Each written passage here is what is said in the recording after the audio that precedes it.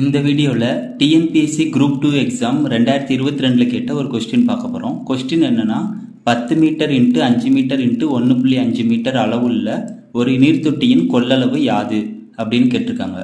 அதாவது இங்கே என்னென்னா 10 இன்ட்டு 5 இன்ட்டு 5 மீட்டர் அப்படின்றது என்னென்னா நீளம் இன்ட்டு அகலம் இன்ட்டு உயரம். நீளம் 10 மீட்டர், அகலம் 5 மீட்டர், உயரம் 1.5 மீட்டர். அதாவது ஒரு கனசெவ்வகம் மாதிரி இருக்கும். அதோட நீளம் அகலம் உயரம் கொடுத்துருக்காங்க.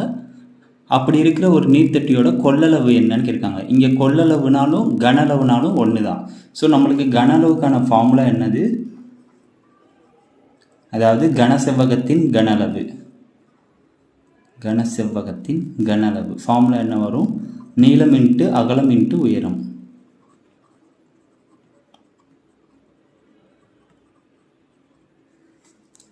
ஸோ இங்கே ஆல்ரெடி அவங்களே மல்டிபிளில் கொடுத்துருக்காங்க. அதாவது 10 meter into 5 meter into 1.5 metre.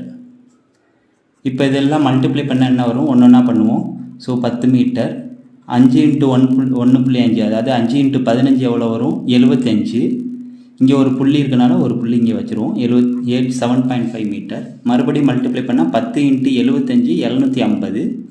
ஒரு புள்ளி இருக்கனால இங்கே ஒரு புள்ளி வச்சுருவோம். இப்போ 75 மீட்டர் வருது.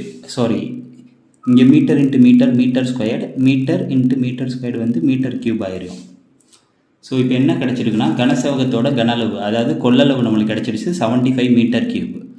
ஆனால் ஆப்ஷனில் 75 மீட்டர் கியூப்னு ஒரு இதே இல்லை. ஸோ அதனால் நம்ம இப்போ என்ன பண்ண போகிறோம்னா இதை நம்ம லிட்டருக்கு கன்வெர்ட் பண்ண போகிறோம். அதாவது என்னென்னா சப்போஸ் நம்மகிட்ட ஒரு இது கியூப் இருந்துச்சுன்னா ஒரு நீளம் 1 மீட்டர், அகலம் 1 மீட்டர், உயரம் 1 மீட்டர், இப்படி இருக்கிற ஒரு சென்டிமீட்டர் கியூப் இதோட கனளவு என்ன வரும்? சாரி, 1 மீட்டர் கியூப் வரும் கனளவுன்றது. Okay, 1 metre cube. So 1 metre cube இருக்கிற கியூப்பில் எவ்வளோ வாட்டர் நம்மளால் சேமிக்க முடியும்னா 1000 லிட்டர் வாட்டர் வந்து நம்மளால் ஸ்டோர் பண்ண முடியும். அதாவது கனளவு. ஸோ கனளவு 1 மீட்டர் கியூப் இருந்துச்சுன்னா அதில் வந்து எவ்வளோ நம்மளால் வாட்டர் சேமிக்க முடியும்? 1000 லிட்டர். ஸோ இங்கே 75 மீட்டர் கியூப் இருக்குது. 1 மீட்டர் கியூபுக்கு 1000 லிட்டர்னால் அப்போ 75 மீட்டர் கியூபுக்கு என்ன வரும்? 75 இன்ட்டு 1000 லிட்டர். ஸோ அதாவது 75,000 லிட்டர் நம்மளால் சேமிக்க முடியும். அதுதான் அந்த நீர்த்தொட்டியோட கொள்ளளவு in terms half litre. So அப்போ ஆப்ஷன் வந்து டி தான் கரெக்டு.